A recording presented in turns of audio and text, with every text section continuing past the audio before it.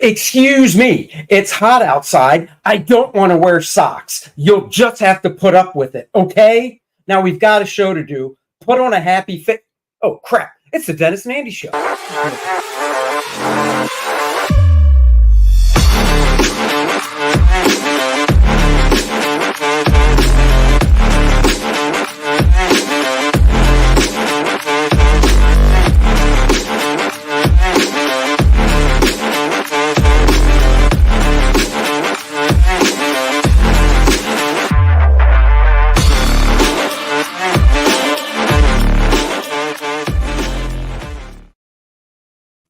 Well, hello, everybody. It is the Dennis and Andy Show. Thank you for joining us. And pardon that little bit in the beginning. Who knew we were live?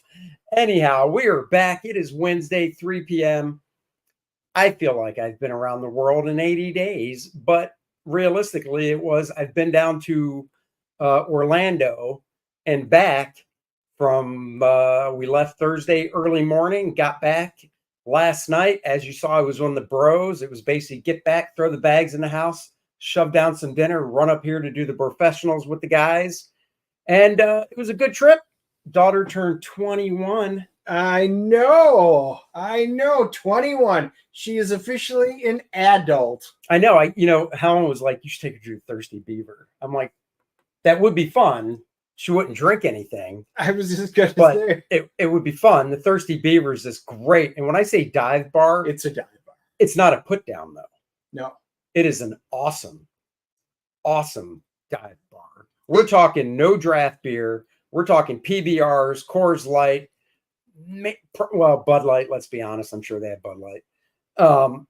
Nothing really fancy. Dennis even sucked down a PBR. Yeah, that's kind of hard to do. But, man, we did. But it's so famous that even when guys like Steven Tyler and famous people come, guess where they go? The Thirsty Beaver. That's right. But Courtney did have her first drink. We took her to the hotel bar Sunday night.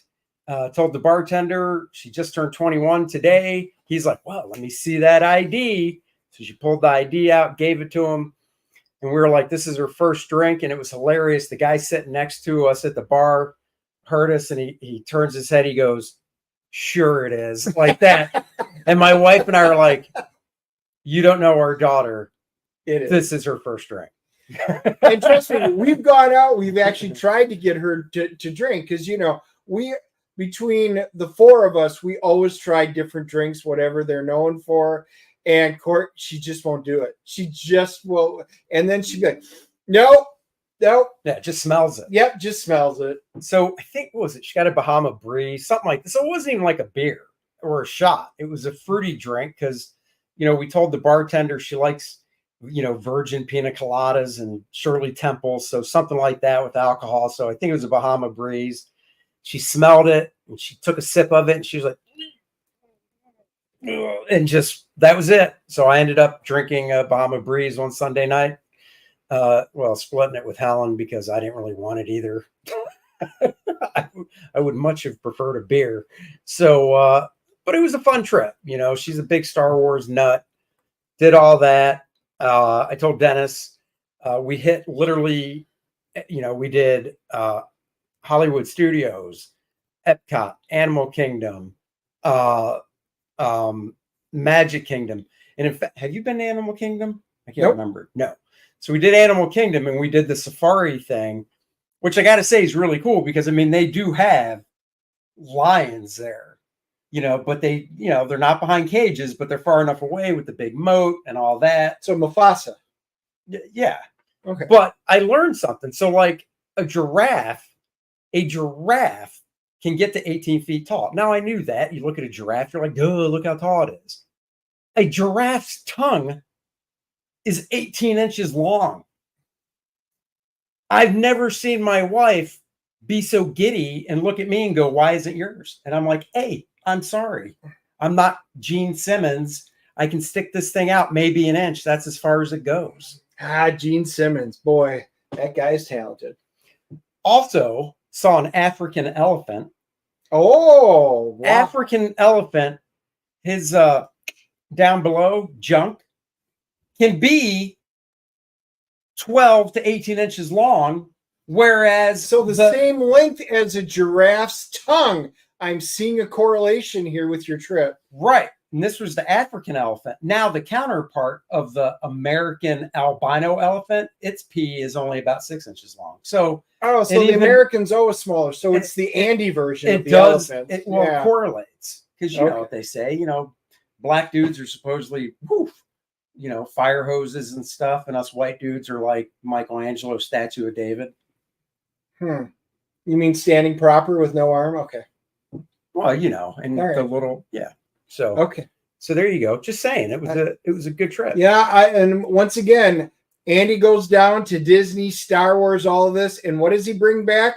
Anatomy details. You guys see a theme here in every trip that he goes on. Tales of wonder. These are things you're only learning. Like they want to hear me talk about the Tron ride, which was awesome, or the Avatar ride.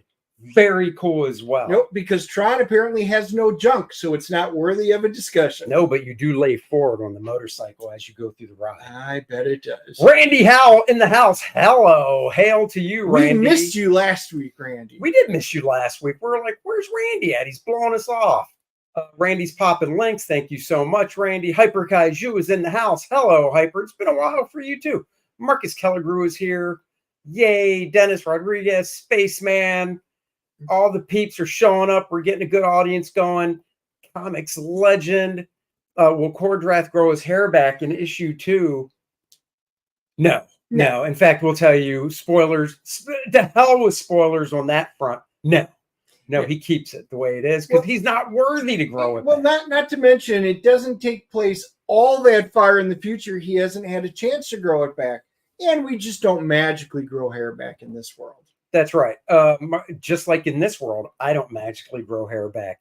Today on the DNA show, the genitalia of the animals. So when you guys search, if we do the hyper links and the meta tags, all we apparently have to do is talk about animal junk. And this show will be the only one to pop up in all of YouTube. So that's what I'm talking about. You want to get viewers, you want drama and stuff like that. You start talking about genitalia and stuff, it'll automatically like tag porn, and we'll just blow up this show to be one of the biggest ones. Yep, I hear what you're saying. Different audience. Don't let Andy. Whoa! I'm reading that. Whoa! It says don't let Andy convince you he doesn't order Bahama Breezes on his own. Yeah, he orders virgin versions of them. So yes, and I can honestly. This is not even a joke. This is the God's honest truth. When I was my daughter's age, the mixed drink I would get, and you can give me shit, I won't care. The mixed drink I would get all the time when I was in my early 20s was Sex on the Beach. I just loved the taste of it. Wow. It was alcoholic, and it was the only way I would get Sex on the Beach. And I was living in Florida at the time and single. So, and it was the only way you'd get a slow screw, another popular drink that Andy had once. Or screaming orgasm. And then that's another popular. Boy, look at all these popular drinks that you've had once and said, nope, never again. Well, when you're single in your early 20s and you go up to a pretty bartender in Florida and you order a Sex on the Beach and follow it up with, unless you want to help me with that, you're not going to get a date. At least this guy didn't. Well, and one of our trips, I see he's a bourbon man. I love that. We are going to be going through, and you have to let me know if you want anything back. We are going to be going through Tennessee and Old Smoky. We will probably, if we can hit it at the right time, when the Old Smoky store is open, they've got all these incredible flavors of whiskey that they have come out with. And I will be stopping and probably participating and partaking in much needed replenishing of said alcohol and moonshine, because my moonshine is getting low. I will. And I will also ask you to make a suggestion to them, which is hold up a bottle of the Old Smoky peanut butter flavor whiskey, hold up a bottle of the chocolate and go, guys, they don't have a chocolate. Magic. Well, they need to make one, and then they need to go smash and put them together, because that's where the magic happens. Dollywood. Nope, actually not going through Dollywood, but hey. Dennis is going to go to Dollywood and ride the motorboat ride, if you know what I mean. Dollywood. I catch your drift. Wow. Once again. All right. So, guys, we have once again 2 great guests that we have on the show. Both of them are first timers. So let's bring them forward, guys. I know some of you guys are already in here, and you've obviously read the description. So let's bring them forward. Andy, who are you going to bring in first? There we go. Mr. Geronimo's first. Geronimo. Rob is first. Well, us bald guys got to stick together. There you go. The guy with hair, but I control the mouse, so I control who comes in. Okay, we'll bring in the next guy. The reason I was pulling for him then was because he's got a great name. Nandor Fox. So I will be calling him Fox Mulder throughout this entire episode because that's what I'm going to do. The truth is out there. It is.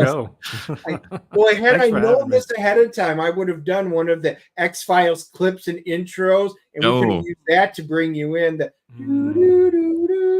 would have loved that. Yeah, next time. We can do that next time. Now, I am curious because we were talking before the show started, Fox, and you said he referenced the show, and you're like, oh yeah, that's where it came from. You look kind of young. Are you saying that's where it came from in regards to you were born and your parents were fans of the show and threw Fox in for a middle name? Or you just really? That's it. Yeah. No, I was born in 97 at the height, of X-Files. And 1 second. When was your oldest born? Oldest was born in 96. Oh. Wow. Say hi, Dad. There we go. And I did not call him Fox, so no. Yeah. It makes me wonder how many babies around that time, if that was a common thing or not. But no, yeah, my parents are just huge X-Files fans, and thankfully, I grew up really absorbed in sci-fi and in fantasy and comics and movies and things, and so it was a show that I actually enjoyed. I know sometimes people get named after things that they may not like or whatever, but I was proud of it the more I discovered it and got into it. Well, I mean, the thing is, you probably don't know this, but the artist John Bogdanove, he drew Man of Steel back in the early 90s, worked on the whole Death of Superman storyline, so on and so forth. He named his son Kal. Oh, okay. Oh, wow. That's cool. His son too. Also, now I remember, Bogdanove broke into the industry. I started in 1991. Bogdanove started, I think, around 86 or so at Marvel, and then he went to DC. So, he was working on Superman when his son was born. I don't know the exact year his son was born, but it was probably around 91, 92. And it's just, I don't know, man. It's kind of weird. Like if I grew up and my name was literally Kal-El, Superman's birth name, it's not as popular if he were to name him just flat out Superman, because then everybody would go. He could have named Superman. him Clark Kent. He could have named first him name Clark, middle name Kent. Right. My son, if I would have had my choice, would have been named Tiberius, and that gives you a hint at what I like. And then your wife said, "Oh, you want to be divorced? You want to be divorced and be paying me child payments every month? I see. So you can make that payment out to Tiberius. That's right. Or you can stay married and name him something normal." Oh. But no, I mean, it's like, I just honestly, if my dad named me that, I just think it's pressure, Kyle. There's not a lot of flexibility with that. Like with Fox, there's some flexibility, and it's it's not necessarily, it's more broad and general. But Kal-El is so specific. Like you couldn't. Yeah, I would be shy to tell people my name. I would basically be like, just call me Cal. Yeah. Now, Nandor, though, that's your first name. Yes. Nandor. Sorry, where'd that come from? That's Hungarian. So my mom, she's from Hungary, and she had both myself and my older brother, and my parents decided to name us Hungarian names. So I don't know, it just worked. And it's one of those things that I think the name Nandor is related to Ferdinand, and the meaning behind it is like traveler or adventurer. So is she first generation or? No. Oh. Her yeah, my grandparents came to America and then Right. had her, and yeah. Okay. See, that's cool. See, we're getting into origins of the names, which leads into the next question. So now we understand your background. So now we need to find out the origin of Geronimo. Oh, I was Yeah, going there to we say, go. what's the origin of Rob? Good name. No, Geronimo. No, we have to understand where this comes from because now I have a preconceived notion. Oh, okay. Well, often people think that I'm Native American, so I am not Native American. That's Mm. always common first. So I am Filipino and Italian. So the name actually comes from the Filipino side, and they were Oh. conquered by the Spaniards. So many Mhm. of them have these Spanish names. Geronimo means, I believe, in Latin. Also, it means sacred name. So Jerome, like Saint Jerome. So that's why they called Geronimo the Apache warrior Geronimo, because it meant sacred name. Because every time they heard his real name, they knew, oh no, we're in trouble. That's why the Mexicans called him that. So it's really cool. So that's the origin. Yeah, that's Oh, really that's good. cool. It's Yeah. fun. Now, and this is a serious question. Do you know what Dennis means? Like, because every name has a meaning. Do you know what Dennis means? Yeah, Dennis comes from No, don't make this up. the I'm god being of serious. Dionysus because Uh-huh. it's the Oh. god of wine. So Yeah. yes, I do know that. So what's it mean? Like Andrew. So my full name's Andrew. Obviously, I go by Andy. But Mhm. Andrew, and this just literally cracks me up because growing up, I've always been called Andy. Short nickname, whatever. But growing up, I honestly, my middle name's Christopher. So Chris, I always thought that was a cooler name. I always thought Andy was just really kind of a weak pansy ass name. But the funny thing It is, still is. F you, buddy.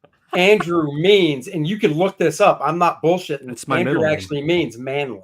So Yeah. F you. Wow, so they got that one wrong when they named No, you. it should Okay, be. well, That's my we middle heard name, that Andrew. one. It should mean pansy. No, But, that your parents named you that in hopes that one day you would achieve manhood. Instead, Oh my. they got The this. ideal. Yeah, okay, Holy we smokes. understand how that works. Well, now. it's weird because like with all this transgender junk that's going on these days, and they talk about puberty blockers and stuff. One of the things that can happen if you put a boy on puberty blockers, because they love to say, "Oh, it's reversible. Just take them off. Everything will be fine," which is total bullshit. And one of the things that can happen to a boy is his junk won't mature. So if you do take him off, he'll be an adult with junk the size of a kid. So now I'm looking at my parents going, why did you put me on puberty blockers and then take me off? And they're like, we didn't. And I'm like, so if somebody in my family is like this too, that's rude. Why, God, why? So notice once again, folks, at the 17-minute and 30-second mark of the show, we come all the way back to junk. Elephant Notice the penis to Andy. To Andy, yes. Puberty blocker, hormone blocker, Andy. I'm telling We you. know how this show is going. Guys, back Kor-Drath the Awakening so I can go get plastic surgery and be a man. Oh my goodness. Those are what the funds are for. Oh, dear Lord. That's what the funds are for. Now it all Take makes pity sense. on me. The hints It's were there. amazing that I though. have a child, and I know she's mine because she actually looks like me. So there was no mailman involved. Oh, I But, think somebody just asked for a refund. Oh, damn. damn. All right, well, let's get back to it. Okay, so back to the show. Dennis, stop distracting us. The three of us are having a conversation, and you keep pulling us away. Uh-huh. All right, Rob. So we always start origin story. Take Okay. it away, Dennis. I know you like All to right. ask these hard So questions. when new and you both get a chance at this, but That's right. Geronimo, we like to ask the origin of how did you get into comic books? Like, what was your first comic book? Did you buy it? Were you given it? And then how did you get into creating comic books? So the origin of the comics in your life. Okay, yeah, I'll keep it brief. My mother was a Superman fan. She was actually a Superman collector. No And shit. That's yeah, awesome. She bought me my very first Superman comic. Do you at know the which one grocery it store. was? Do you remember? Yes, Do you... I still have it. It was from it's the one where he's breaking out of the chains. It's that image. It's a very famous image from the late 80s or early 90s where he's just kind of like going like this. The chains are shattering. Yeah. He's kind of like in a silhouette, kind of almost. And it was just so explosive to me because I was like, wow, this is different than my picture books as a kid. This feels like it's happening in real time. You know, it was like he's literally breaking out of those chains. And, you know, when I opened up the comic, it was the same thing. It was like an animated film or a movie taking place right there. There was so much movement.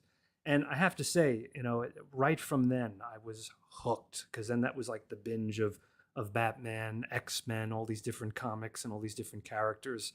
And I just, at a very young age, I mean, I always wanted to make comics. When the teacher in public school would say, all right, everyone write what you want to be, people would put fireman, policeman. I put comic book artist.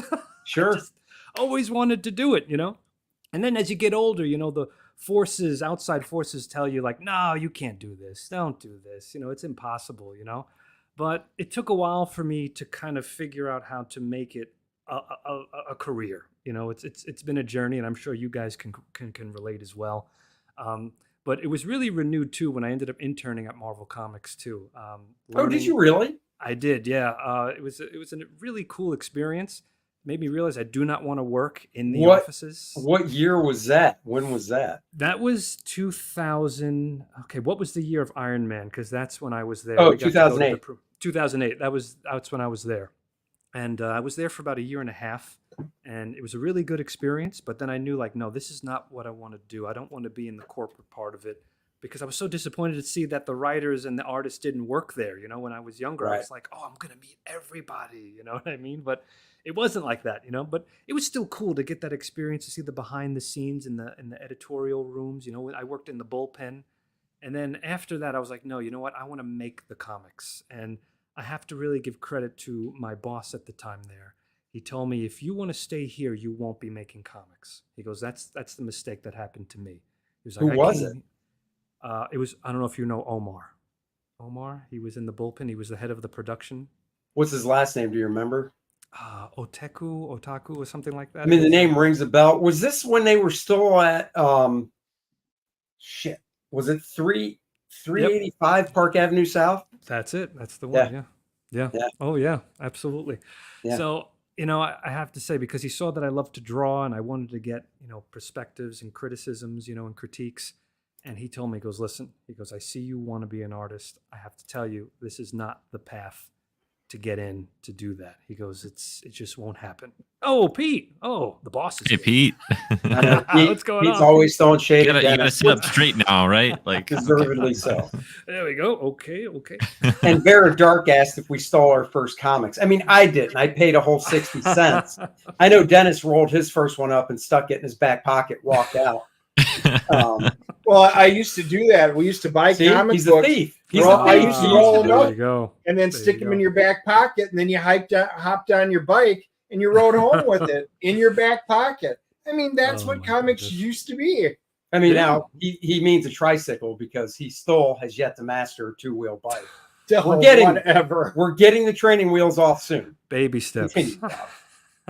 So after that, you know, I'm really grateful that he gave me that advice, because he said, if you want to make comics, he goes, you think that this is the path to that, but what happens is, he goes, I had the same dream, and when I got home after doing this, I was so tired and I just stopped drawing. And he goes, don't make that mistake. And I really took it to heart, and I'm really grateful that he was real with me and he told me that, because after that I was like, you know what, I'm going to try pursuing freelance. It wasn't easy, you know, it wasn't easy, the whole freelance thing. And, you know, I would go to New York Comic Con and get critiqued by Neil Adams, which was, but, you know, I appreciated the severe honesty. I'll put it that way. Severe honesty, you know? So, and that was it. And then just slowly trying to find my voice. It took time. And then eventually, I'm very grateful that Peter, Alterna Comics, was the guy who was willing to take a chance on my dark fantasy book. And here I am 6 years later, and it's been a wild ride, and I wouldn't have it any other way. That's cool. I do think, let's grab this real quick. $5. Shadows Pawn. Thank you. Geronimo is the man. Been collecting his comics and buying his art for a while now. Great guy. Back Blood Realm. There you go. And we will be getting into Blood Realm, so stay tuned. Thank you so much. I agree with what he said, because I think if you're working a regular job, right, non-artistic, just whatever, 9 to 5, or even if it's a part-time thing, whatever, going home, and even if you're tired because you weren't doing drawing during the day or even anything related to comics and stuff, Yes, or just it's art in it's general. motivational, so you want to do it. But if you're Yes. working, and interning, and you're at Marvel all day, whether you're drawing stuff or not, you're surrounded by it. So Yes. you want that break when you go home, and I totally understand where he's coming from. Mhm. Yeah, it was really interesting. But it was a great introduction to see how, the offices work. Yeah, oh And yeah. that was a really tremendous experience. See the making, print ready files. It was Yep. cool because I had to pore over all the artwork because I would be given the artwork. I had to scan it in. I had to crop it to size, and everything sent to the letterer and the colorist. So that was always fun, but the stack was never ending, It's just it's like Yeah. more pages coming. And now I know where those couple pages I never got back went. Whoops. Wow. I know. Wow. He's been looking for a scapegoat. Glad you stepped up to the plate there. Thanks, Rob. Now, luckily, in 2008, it was at the time where I was because I was doing stuff, and I was mailing it to the inker, Mm. and I assume I don't know if he scanned it, because they got to a point too where they were trying to not cut corners, but save money to the point of going, okay, if the penciler mails it, FedExes it to the inker. Yes. Let the inker scan it, and then the inker and the penciler can work it out split the stuff, and it saves a FedEx going to the office. Oh yeah. You know what I mean? Oh yeah, So, I remember that. yeah. Always trying to cut corners there when I was there. That was a common thing. Yeah. But no, I remember 385 Park Avenue South. Yeah. I have fond memories of going up there in the 90s, me too. and I don't know if it was. I want to say it was like the 10th floor, but it was around it was there. And then right above it was also Atari, and that was always a fun thing. Accidentally. Oh wow. Staying on the no elevator. kidding. Atari was there? Yeah, and then and all of a sudden you would just see like the elevator would open, you just see a gigantic Godzilla there, and I'd be like, oh, hi, I'm on the wrong floor. They're like downstairs, and I'm like, well, that's a kid's dream. Comics and Atari, like right there. It was so cool. That was like our comic book shop. It was the bottom floor was just comics everywhere, right? But then they had a spiral stairs, and you'd go upstairs, and there were 2 floors. It was an arcade. So during the week, we would get dropped off, and you could play arcades for a few hours, and then walk downstairs, grab your books, and leave. That is literally what they had in New York. That is awesome. So it was really cool. It's just everyone would talk about, oh man, I accidentally went into the Atari area. They didn't see me, and I got to see what was there. People would like make up legends, like what's it like up there? That's freaking cool. There's Godzilla, it was really cool. So well, that's a cool origin story. We before we get to Fox here, though, somebody did comment. Apparently, you're a financial consultant in your real time, and you must just do comics on the side. So, caught. It's your turn, Fox. What is your origin story? Secret identity. I wonder where Jimmy lives. But I don't. That's not my day job. Yeah. So I have a really a kind of a different. I don't know, I guess different, generation or origin story in terms of like my first comic, because I don't necessarily remember what my first comic was, but I remember, I grew up in the time when a lot of the Marvel animated shows were being run, and a lot of the movies were starting to come out. And that was really my first experience with like superheroes, and with Marvel and DC. And kind of the early 2000s and that whole experience. And that really opened up the world for me, because it made me want to go, where can I find more of these character stories, and that was in comics. And so, my parents would get me action figures, and some of those action figures would come with the comics themselves at the stores and stuff. And I remember, getting a Captain Marvel action figure, and having it be, like a Jim Starlin, like Captain Marvel number 25 or something. Like is that Marvel Legends, or was it those? Yeah, I think so. Marvel Yeah, it Legends? was. It was. Yeah, I have. exactly. I don't have the figure. I have a Captain Marvel figure, not that one, but I Yeah, do have that comic because you can find those in like dollar boxes and stuff. And even though, exactly. yeah, Yeah. and even though I already own the real deal, whenever I see a knockoff reprint like that, I just love that stuff so much. Yeah, yeah. And so like I remember that was one of my very first, comics and looking over that and being like, who is this character? And that was really cool. But I do fondly remember the first time my dad took me into a local comic book shop, an LCS, and what that experience was like because it was so magical. It was like Yeah, it was like I would see comics here and there. I had friends who might have a comic or whatever, but to be in a store where that's all there was and you could just dig through all this stuff. I was probably, I don't know, maybe 8 or 9 years old, and it was just incredible. And I learned about pool lists, what that was. I didn't know you could actually like get that on a monthly basis, and how really the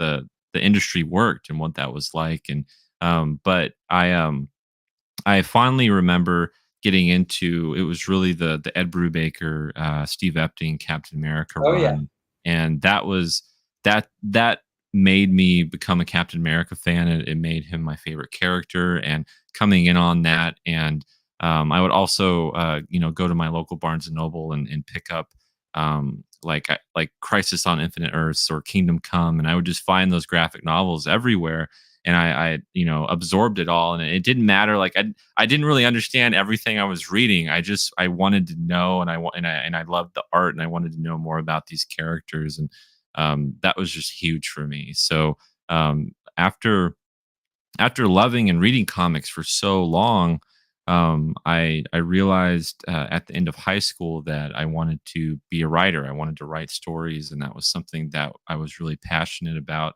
And so I went into college for creative writing, and I didn't finish, but because I was starting to work on Seasons, which was my first comic at the time, I was about 18 or 19 years old, and I realized like this is what I want to do. I want to make comic books. And so it was something that, I took a risk, and I started putting my work out there for people to read and working with artists. And, that was about 7 years ago.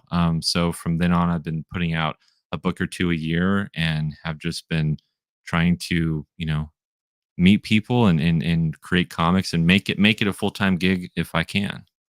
sure. No, that's cool. That is cool. Couple of things. I have to address this. Dennis would also steal candy cigarettes and roll them up in his shirt sleeves when he had shirt sleeves. So I can address that, Nomer, right now, Miss Nomer. I never wore sleeves. I always had tank tops, and I wouldn't steal the candy cigarettes. When I would walk in, they would pay me tribute by giving me the candy cigarettes. And yeah, just saying, didn't have to steal anything, but I appreciate that. Sure. And for those of you guys that are returning, I better remember to do this. We had a great discussion last week, and the discussion is revolving around this. Are pot pies and casseroles in the same food family? I put up a poll on Twitter, and there was a very heated argument, and I popped it up, and the results are in. It's closed. 73.5% of you said no, they are not in the same category, and only 26.5% said yes. And of course, Queen Mickey, have you ever had a chicken pot pie casserole? Which the answer is absolutely no. So anyway, while you guys were, for those of you here last week, which are quite a few of you, I know you were dying for that burning answer, so I had to do that before we got into these great campaigns. Oh, there you go. It's very important. I can sleep tonight now knowing that most people understand the difference. So The jury is in. Yeah. See, pot pies are their own food. Rich, this is why you are my favorite. And you've taken over Andy's spot. I don't think they're the worst. ever. It depends. My wife makes good homemade ones. I'm not down for buying like a frozen one. That's kind of gross. Ooh, that's a good question. How many of you guys got comics without a cover that was going to be thrown away from a convenience store? Did you guys ever get to do that? No. No. We did. I didn't either. No, not in my day. They were. Yeah, but I think they that was well before they were printing Oh, them on paper. They were still Fred Flintstone chiseling them into stone, so that's different. coming from a guy that's only 5 weeks younger. Wow, no shade. I don't know, but seriously though, like I bought my first comics at a 7-Eleven convenience store on the way home from school, and I don't know what they. I mean, I guess because they were newsstand, I guess they were returnable, but I never remember seeing any. I don't remember because not only I don't know what you can probably answer this. What was first, tearing the whole cover off, or remember it got to a point where it was just the logo part of the cover? Or was it no. Most of the time it was that you just tore the cover off. The whole cover. And if you returned them, then you sent all the covers. Yeah, basically back. Cheap. Yeah. So I don't think my store actually ever, the 7-Eleven I went to, if they did it, I didn't go dumpster diving. I know Dennis did for clothing and food when he was, a young teen living on the streets. So he might have run into comics that way. I, of course, had loving parents that let me stay at home. That is how I read my nurtured comics me. now, that Andy borrows me. Oh, I'll read this. All right, here you go. I read it. It's good. Yeah. Just remember that when you get it back next time. All right, look, I think it's very nice that you kept the refrigerator box that you lived in under the river, under the bridge by the river. I think it's great. You had it laminated, so. Whoa! I live in a van down by the river. Get it right. Laminated. Ford a van out Wow. in Fond du Lac, Wisconsin, north wherever it was. You made up a name. I happen to like pot pies. Okay, we're kicking you off the show, Amish Ninja. Goodbye. That's right. All right, let's show some campaigns. Rob, share your Sure. screen if you want, and Absolutely. we will go through yours first. Nobody Okay. wants to hear Dennis hemming and hawing anymore about living in a van down by the river. And he didn't Although that live is his where origin he took story, his though, victims. I mean, the Oh. nickname of his van was Kill. yeah. Oh, So pretty actually, it was subtle. Kia, but for Dennis, it meant Wow. killed in action. So Okay. anyhow, let's talk about Blood Realm: Dawn of the Wolf. All right. Give us the Thank you so lowdown much. of Sure. what it's about and stuff. Yeah, so it is a dark fantasy comic series. So that's why I was really interested to talking to you guys, because I see obviously you guys are big dark fantasy fans. Yeah. And one of my first introductions to that was Robert E. Howard. I just Sure. loved his writing. And then the comic books were just so cool because it kind of brought them to life, So, but this is a dark fantasy series that's in black, red, and white. So I wanted to keep that kind of aesthetic. And this is the story. Oh, these are some sketch cards. This is a stretch goal. We're going to be making this a foil card once we hit that's cool. 15K. And right now, we just unlocked these statues of the main character, Chiron Morgan. Whoa, Yeah. that looks Oh. sick. Designed by How tall is Shadowpunk. that? He did it. This is a little 6 over inch. 5. Yeah, Oh, it's just it's just under 6 inches. I couldn't call it 5, and I felt weird calling it 5.6. You know what I mean? So- Yes. I never feel weird calling it 5.6. Andy's like, I'm above average. On a Right, good, right. on a good day, I'll even go as far as saying 5.65. There you go. I throw in as many numbers behind that decimal as I can. Right. Hey, I had where to you just get it. round it off. For those just joining, just go back to the beginning of the show. It all makes sense. Oh yes, exactly. It comes full circle. Always does. So this is the main character, Chiron Morvel, and this chapter follows his rise, how he leads the humans out of bondage. And here we have some covers here. I am the writer and also the illustrator, but I have other artists who are also illustrating this origin cool. story Okay. of this character. We have Christian Rossi here, and I just love the artwork by Christian. He's just fantastic. He's kind of a staple at Alterna Comics. He did Trespasser, King Cryptid, and fantastic stuff. Oh, no, I know his work. So now on this specific campaign, Yes. is he doing, are you writing it all and he's drawing it all? Or are you, like, how's it working? Sure. So I have, I'm writing a couple of issues, and others I'm illustrating. So I'm Okay. writing all of it though. So, but Right. just the story is so grand and so big. This is the largest miniseries in the Blood Realm series, and it's 6 issues, 32 pages each. So I was Oh like, you know what, wow. I need a little help here. But the thing is too is that we're entering different time periods in the storyline, so it's kind of cool to have different styles for different periods. It kind of makes it feel a little bit more unique. Yeah. So we're seeing the rise of Chiron Morvel, and during this time, the humans are enslaved by this race of mages. They're over here. You could kind of see them. They almost have like bat-like noses.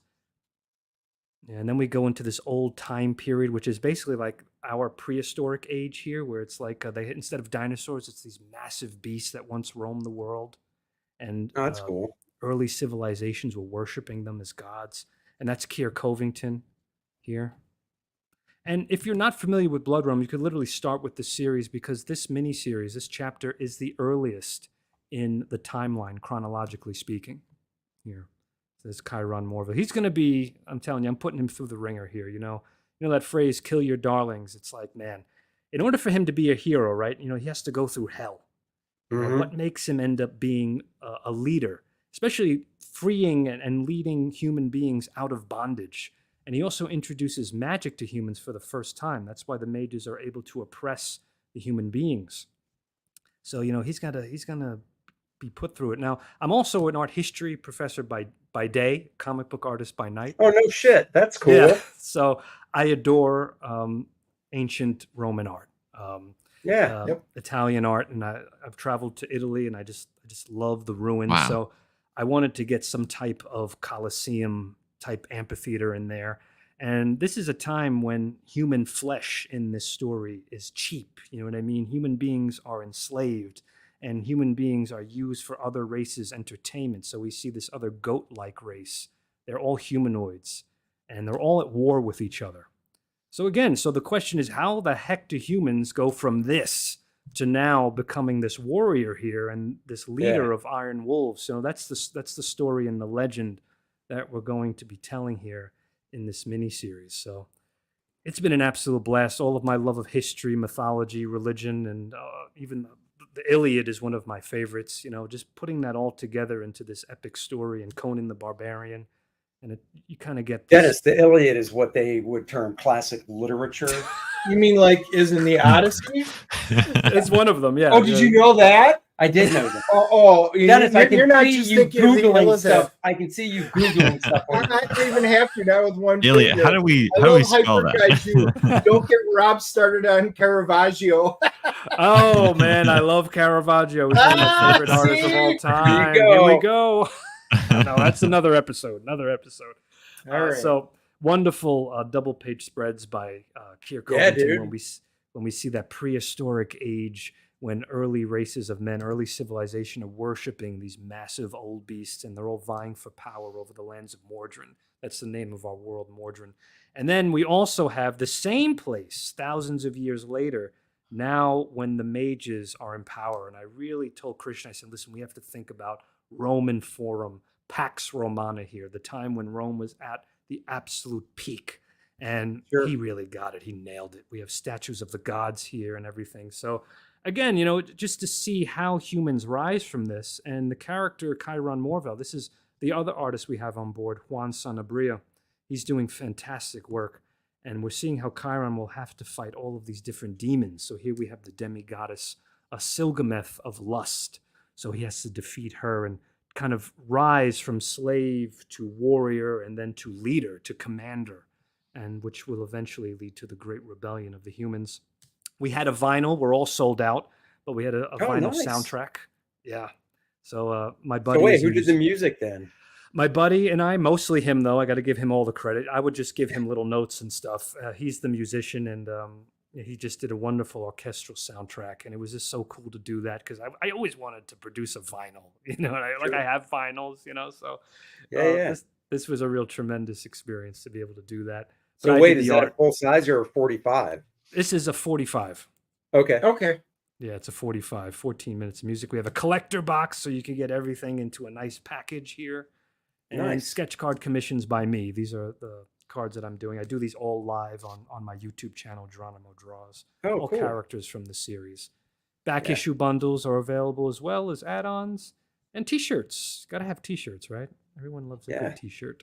So yeah, that's basically it. Yeah, and these are the tiers too. You know, you could build your own bundle here.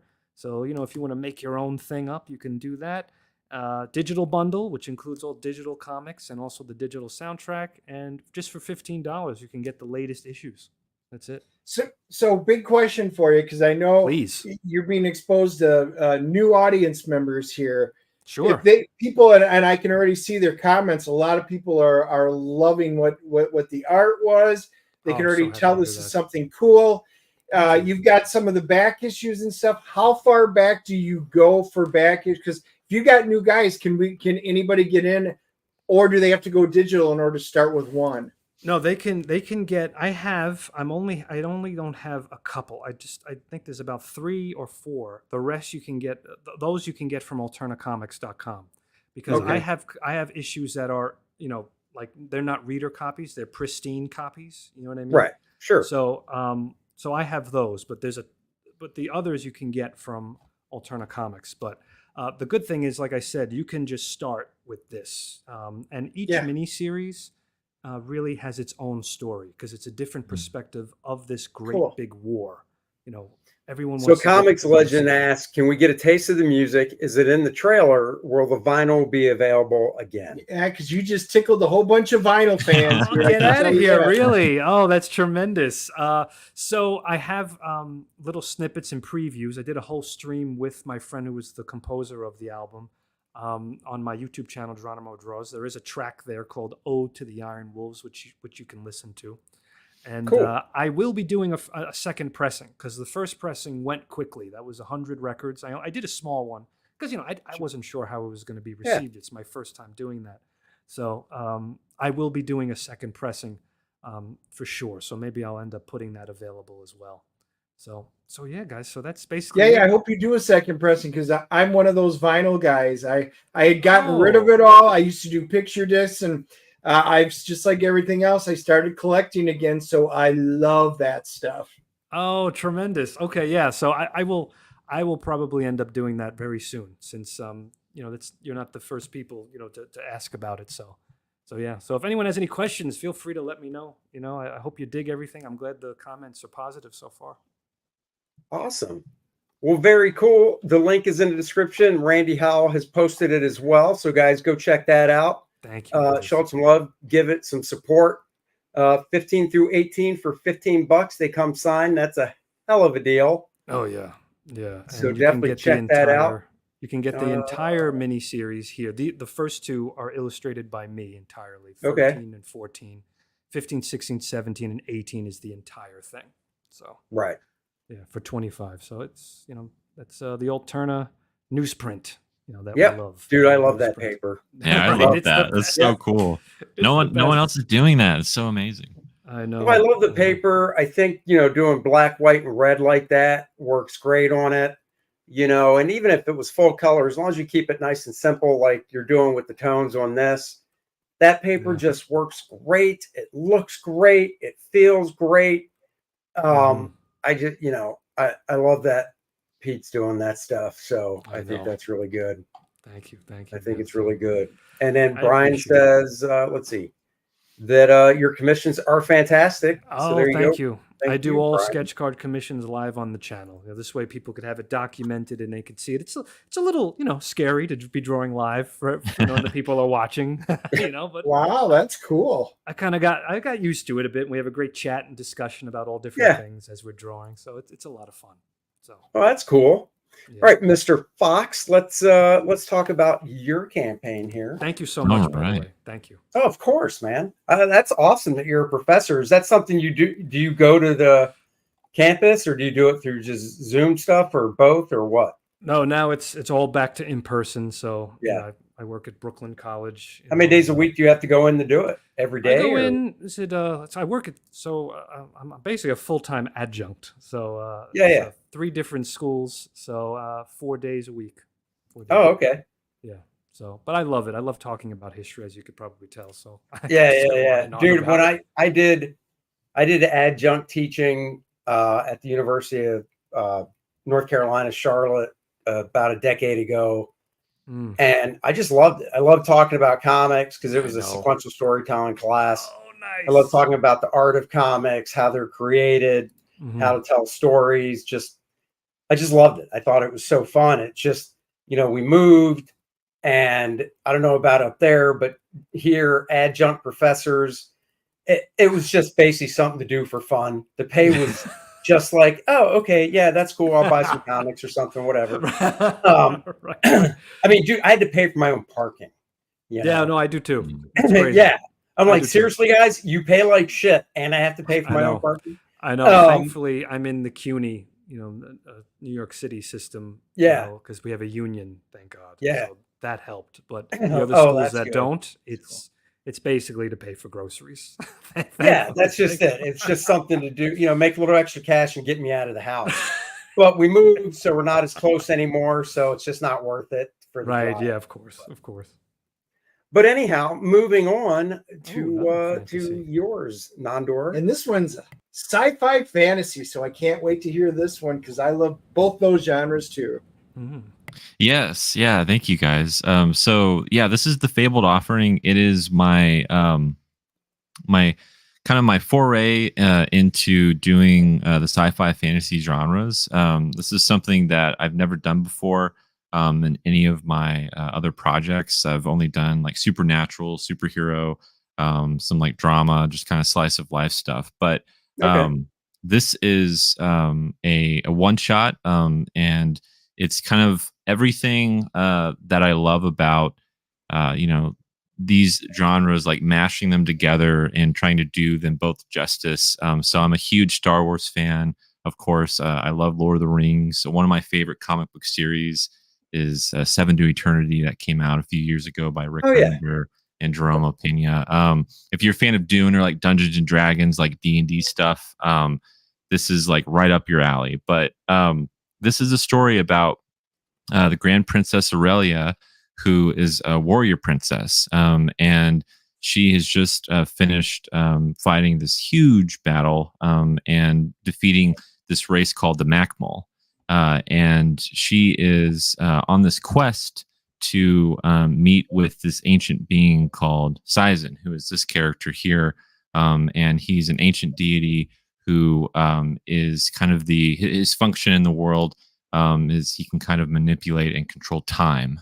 So he's the time ancient, basically. Very cool. And he has three faces, and they represent the past, present, and future. And so you see that on the page here. Oh, cool. And, okay. What's so interesting about the character itself is that when he's in the room and when he's talking, he's coming from different perspectives. So like it depends on, you might see his right face, speak, and that's in the present tense or the future tense or whatever. And so he's not looking at things, from just one perspective, which is really interesting. A lot of fun to write. So Aurelia, she's on this quest, and she is trying to meet him and present an offering. And the mystery of this book is like, what is her offering? What is her negotiation? Why is she pregnant? And if she's a princess on this quest, why is she alone? And what is her end goal here? Because Sizen, he doesn't necessarily look like an ally. He doesn't look like a good guy. And so what is her motivation for doing this? It's a 46-page sci-fi fantasy adventure, and it's a story that is about making impossible choices in the face of fate and destiny. So she's really a character. All my stories are very character driven, and they're meant to make you get behind the character, cheer for the character, and hopefully come out on the other end of their struggles together. And so I'm working with an amazing team. Marco Roblin is the artist of this book, and he's doing all of the inks and colors. He does it all, and it has a very like kind of 70s sci-fi, like heavy metal vibe to it, which is That's what I was going to say. yeah, yeah, That's what it Totally exactly see that. reminded me of, was heavy metal. Yeah, when I Right. first looked at it, it's got kind of like the heavy metal European vibe to it. His Yes. color palette is very different and unique, but it it works. Mhm.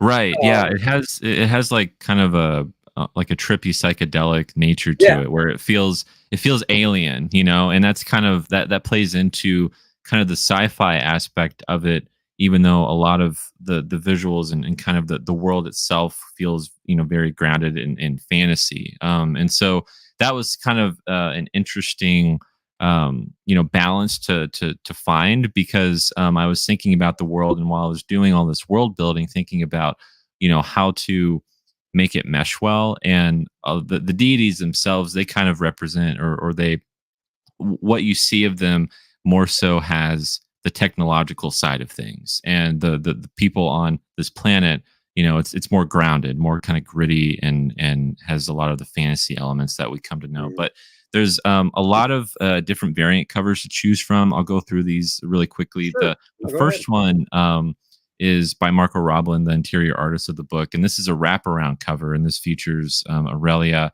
and a couple other characters in the story itself. And then we also have this cover by Will Playdon, which was traditionally painted by Will. This was one of the first. I kind of dub it the conceptual cover, because this was the first time that I was able to kind of get. I worked with him on getting the designs and kind of the feel and the vibe of this world and what it's going to feel like. So this is actually a piece that I actually own. It's beautiful, beautiful. Cool. Painted piece. We also have this other traditionally oil painted piece by Cortez Flavio, and you can see Aurelia there, surrounded by the three faces of Sizen around her, and it's definitely a very, like, you know, saturated piece that has a lot of kind of mystery behind it. But I really love something about Cortez. He's done a few horror comics for Dark Horse, and his work is just very, very like identifiable. Like when you see it, you're like, like that's him. But we also have another cover by Ario Murti, which features Aurelia and Sizen. And this one kind of has a story behind it. You know, you're kind of like, okay, are they fighting alongside each other?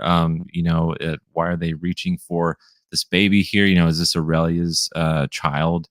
And they're also fighting off some other creatures here. So this is one of my favorite covers. But we also have cover E by Riccardo Latina and Valentina Bianconi, and this features Aurelia's loyal steed Anobicus. So there's a cyber horse in the story, That's guys. cool. So Love cyber. Yeah, that's freaking cool looking. yeah. Very heavy metal with that one for sure. Yeah, Definitely, that's a nice definitely. design. And this is a moment of kind of like you know, they're having this shared moment of you know, solidarity together and somberness, where, you know, Aurelia, she's trying to get to this mountain, which is where Sizen's ship always kind of annually comes down and meets with the people.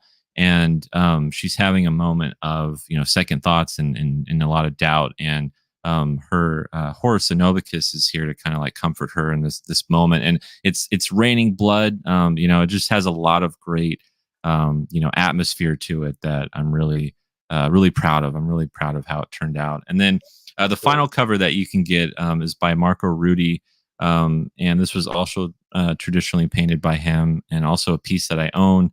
And it features Aurelia, and the sword you can see is kind of the backdrop, and you see Anobicus, the horse, right there, kind of in the center. So it's very you know, if you're a fan of kind of high fantasy, high sci-fi themes, and kind of going for that, you know, you really get that sense here. And it's one, you know, I love all these covers. It's hard to choose, you know, my favorite, but I really do.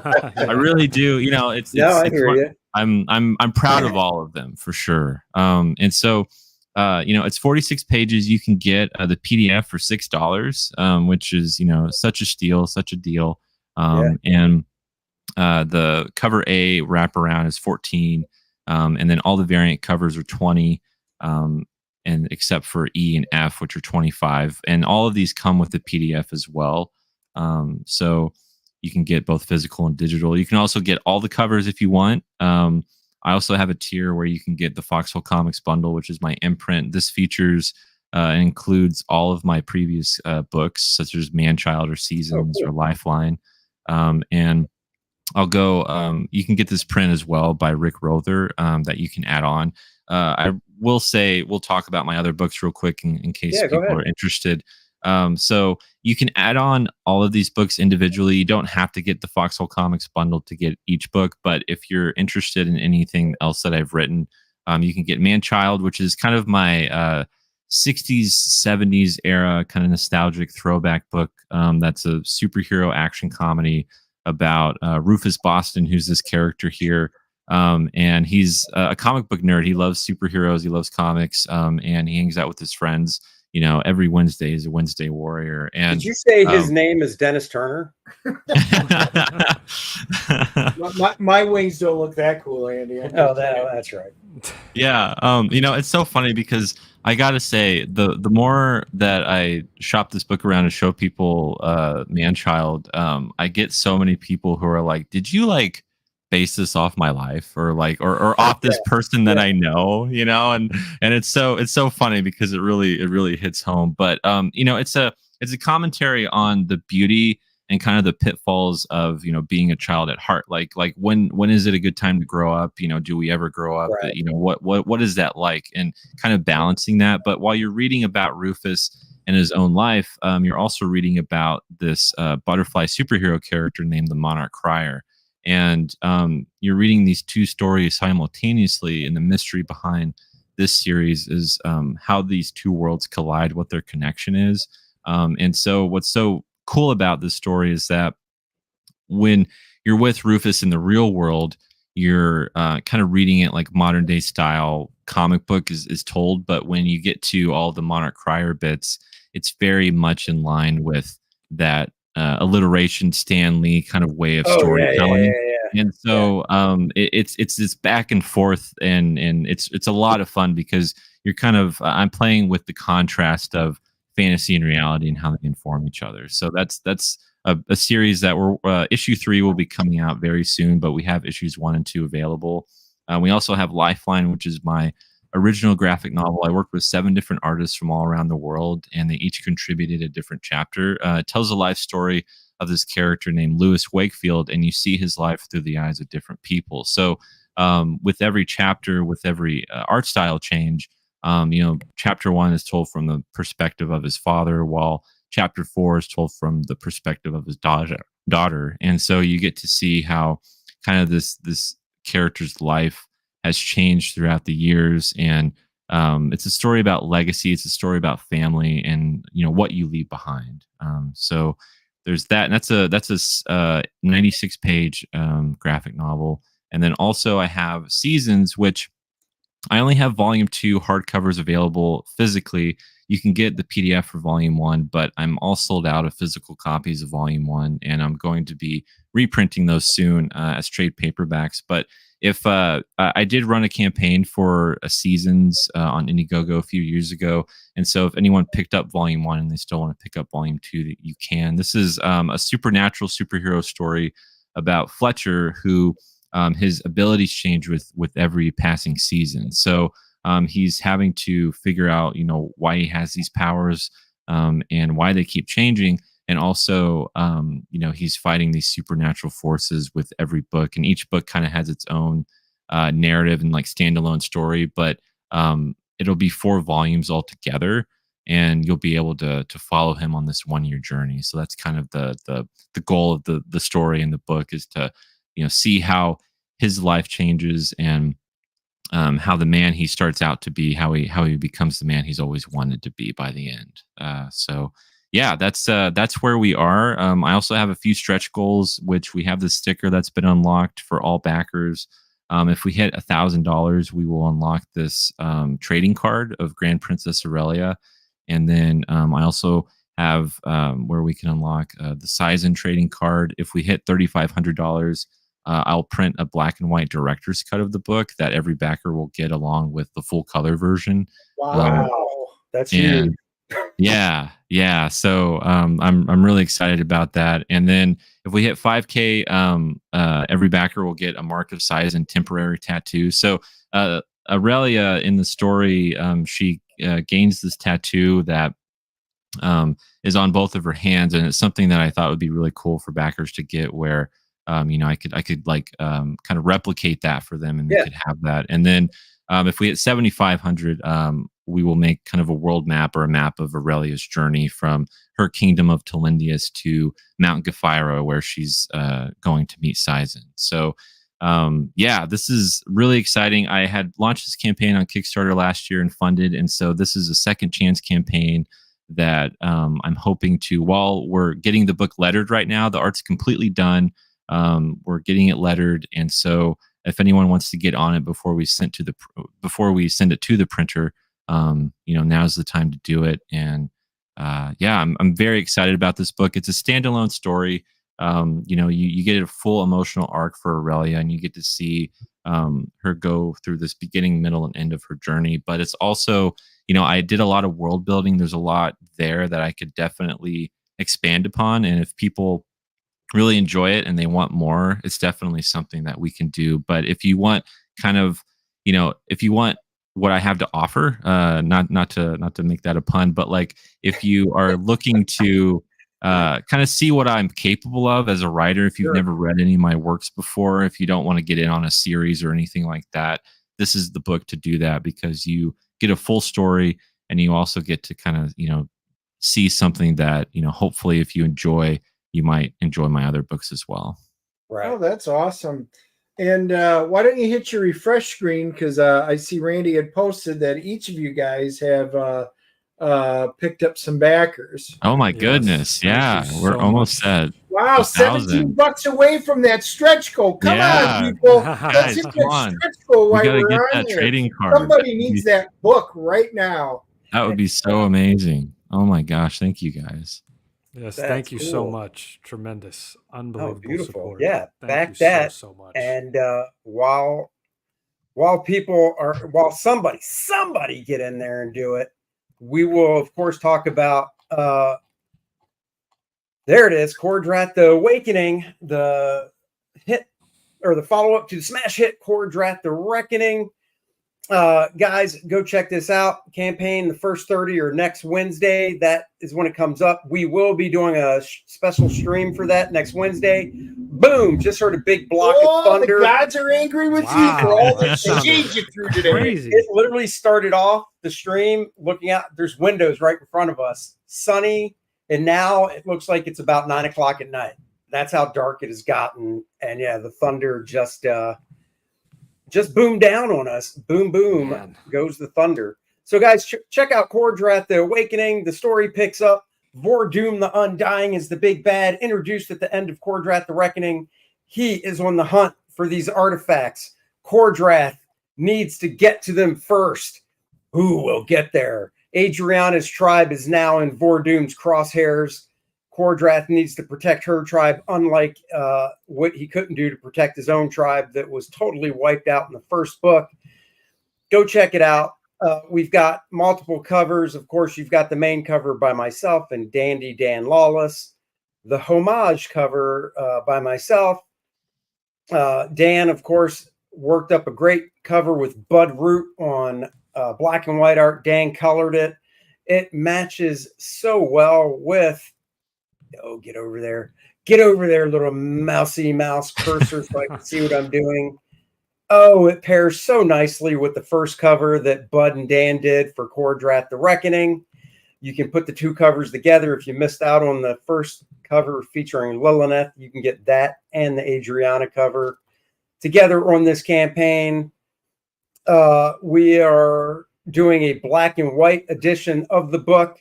That it's not an artist edition. It's not oversized hardcover, nothing like the artist edition from the first book. This is regular graphic novel size. So you can read it and just soak in the black and white artwork that I did. We got preview pages up, so you can check those out. Oh, there's that Vordoom guy. That awful Vordoom guy. And that's right. 4 backers away from 500. Go to it. Character description: Demise and Dracomort.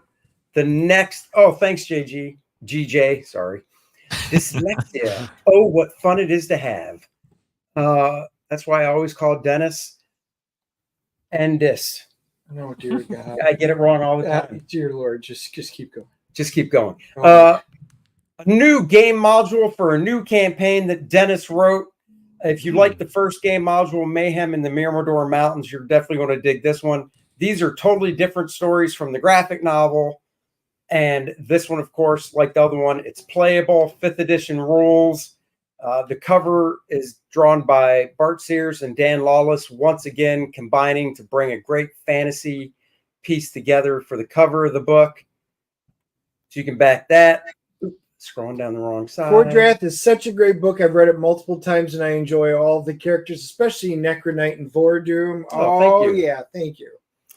The parody ad is back. Once again, I put a parody ad in every one of my books. Draw it in a simpler throwback type style. Oh, come on, 5th edition isn't that bad. Whoa. There's a reason we first one was, but I will say this. Many of you guys that went out there, a lot of you guys play 1st, 2nd, 3rd edition. All of you converted them over, told me how well it did. So it's super easy to convert. If you don't want it, then do it. Yeah, Hyper. You got to be a good GM. It'll take you 15 minutes to convert over. So we can't put it out in every single edition. So just saying. That's right. And unlike puberty blockers, you can convert back with no harmful side effects.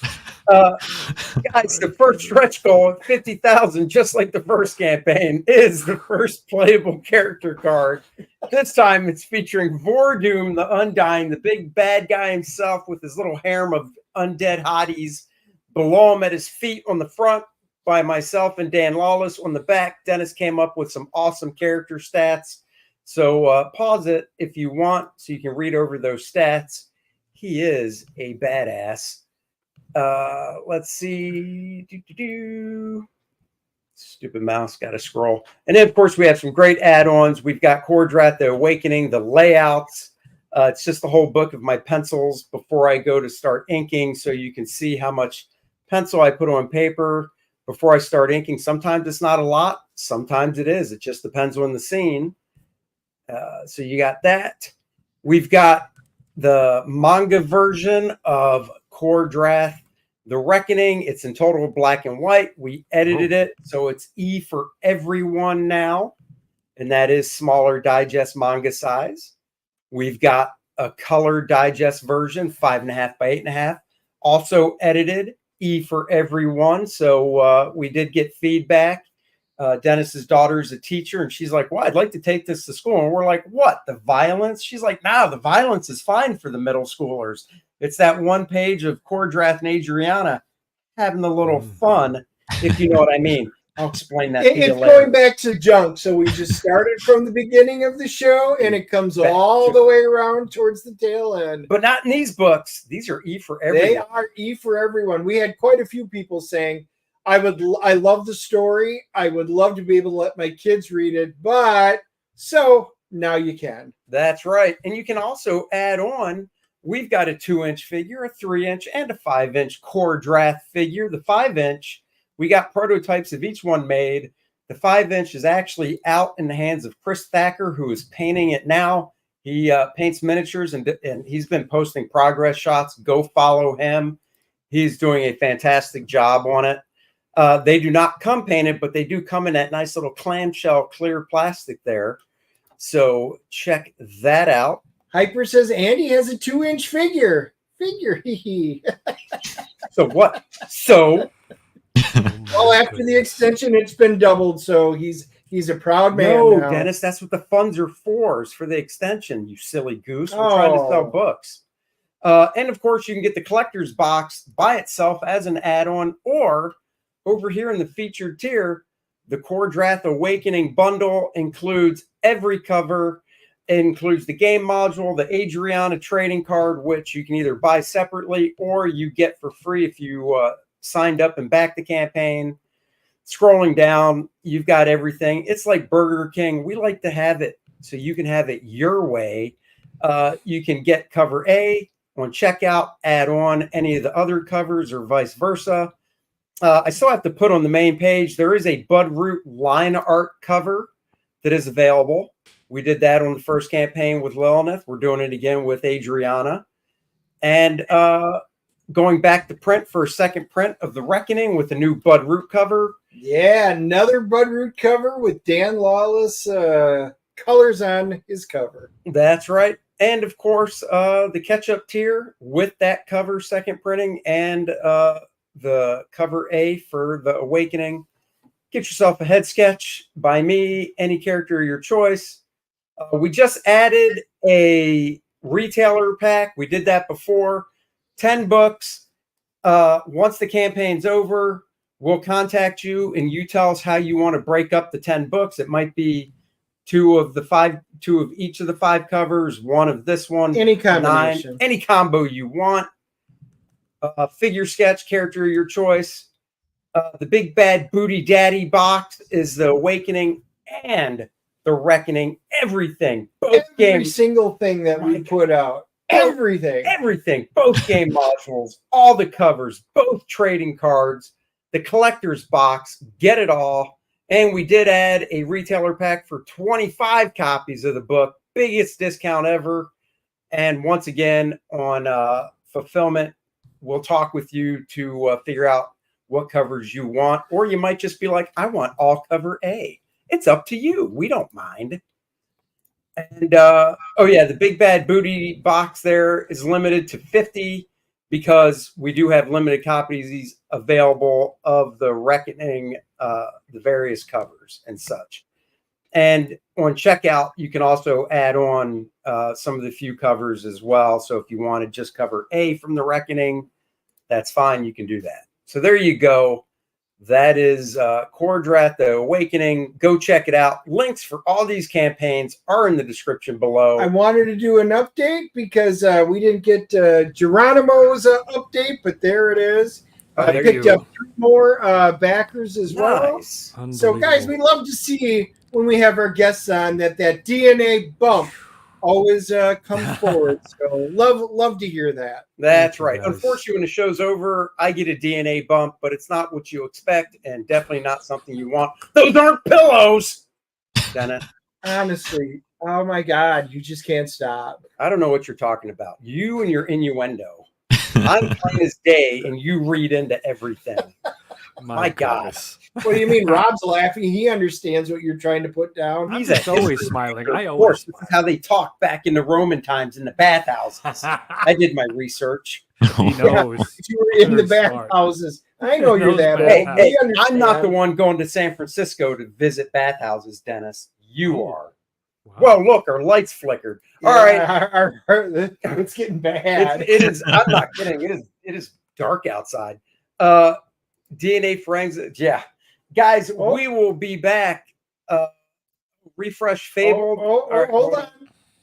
Refresh. Whoa. Look at that. Look at that bump. Look at that. We hit a stretch, and boy, did you hit a bump. Wow. Nice. Goodness gracious, guys. Thank you so much. That's amazing. Everyone gets a trading card now. So look at that. Fantastic. Here we go. Only because of the DNA show. Thank you guys for propping us up once again. You guys are the best. That's right. Helps us get guests, and so we don't have to go out and beg and plead and stuff. Like he does at the bathhouses. We know. Shut your mouth. I did that once. I didn't know what I was getting into. Guys, thank you for joining us today. Thank you, Fox, and thank you, Rob, for joining us as well. Really appreciate it. Yeah. Thank you. Hope it was good for you. I need a sandwich. So we're going to take off. We'll be back next week at 3 p.m. with another guest. Jeff Grogan is his name. Great cartoonist. I was on his podcast, and we're returning the favor. He's coming on ours.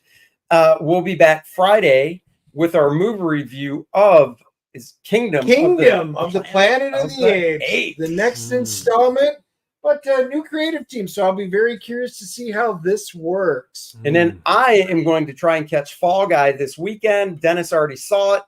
Well, we are going to do a review. You can tell what he thought of it right there. So join us for that. Hopefully next week we'll drop it after I see it over the weekend. Until then, thank you for joining. Like, subscribe, and share to all the channels. Everything's down below. You guys, if you're watching this on replay, go back there. Go back all of these great books That's by right. just clicking the links below. All Me right. too. Live long and prosper. Peace out, yo. Bye, everybody.